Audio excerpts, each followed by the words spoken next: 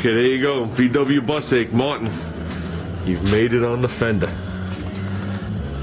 So we have Ron, Aries Raven, we have Tim's Beetle, we have Zig Gassed Up, VW Darren, VW bus ache,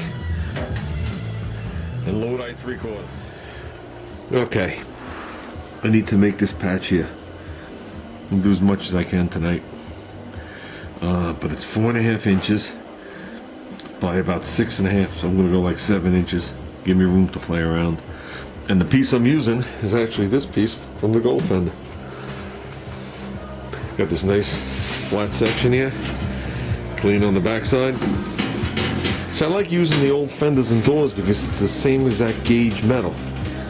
Like Brian gave me a nice big piece of sheet metal, but I think it's like a gauge thicker than this.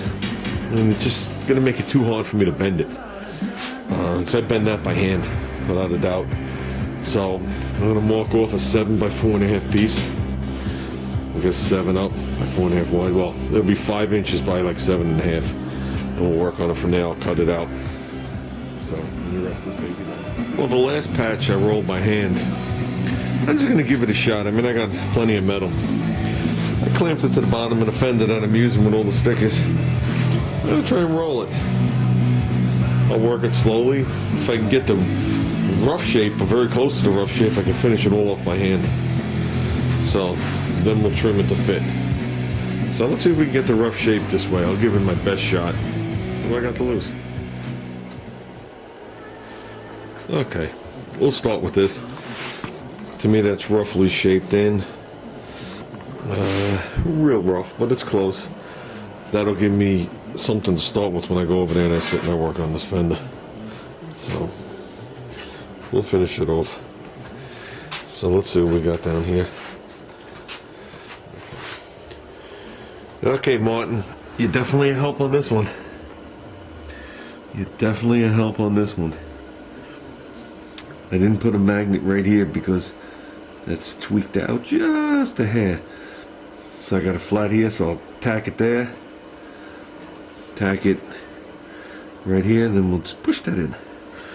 But other than that, we're good. I left a little extra metal on the bottom. Not much, maybe 1/4 of an inch.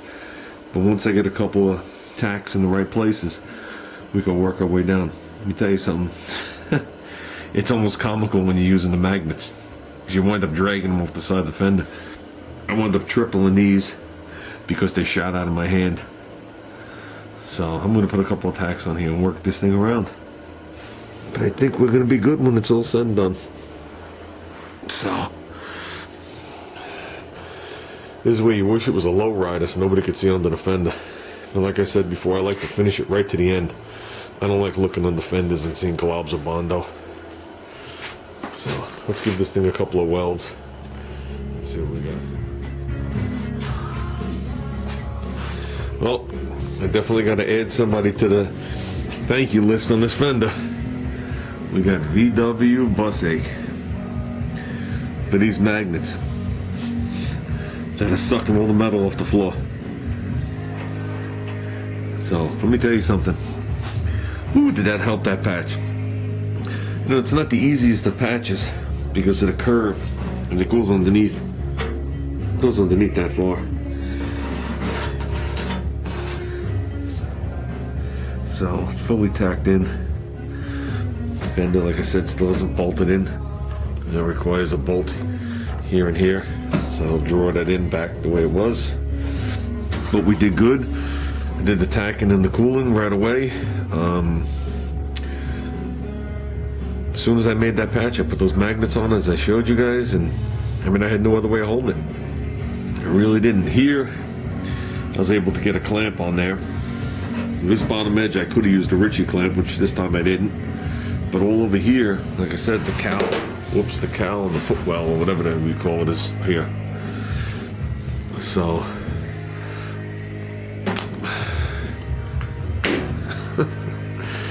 and the easiest way to get these magnets back off is exactly the way you see them there.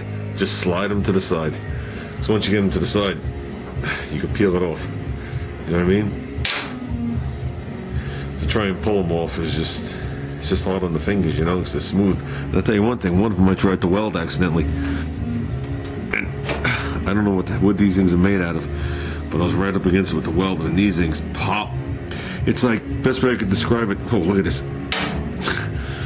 Best way I could describe it is when you weld and you hit either a braze or you hit lead and it gets molten and splatters. That's what happened when I got very close to it. But so I think the fabrication is done on this fender. I think we did pretty good.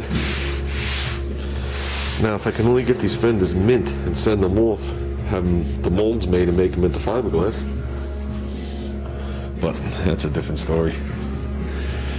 Like I said, once we bolt this back in, we're good here. And I guess the next thing's going to be on this fender is to slowly stitch weld it. I'm going to really take my time on this one. Then after that, we'll grind down the welds. I'll pull it off. I'll strip the fender down. Then I'm going to coat every one of these welds with that like Duraglass, what a fiberglass Bondo. And after they're fully sealed, I'm going to coat the backs of the fenders with that Noxel 300 or whatever it is that I had. And then we'll work on the fenders from there. So at least I know nothing will get through here, you know, any kind of moisture. And that other stuff goes on thick, it goes on like this. And nothing penetrates that, and that actually cancels out rust. So, well, other than that, I think that's going to be it for tonight, guys. It wasn't a long night out here, but we got the job done. That's all that matters. So,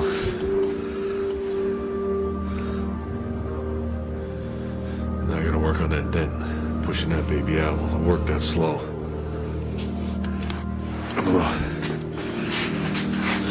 Actually,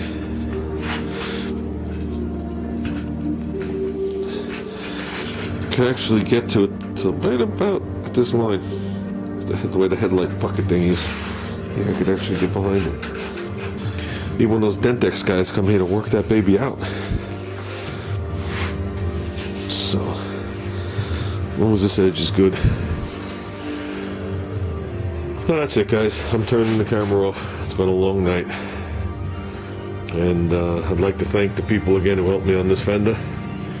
Lodi 3/4, VW Rich, and VW Busache. And thanks again for those magnets. Those magnets are kick-ass. I don't know what the next project's going to be, but maybe I'll hold the hood closed with them. So...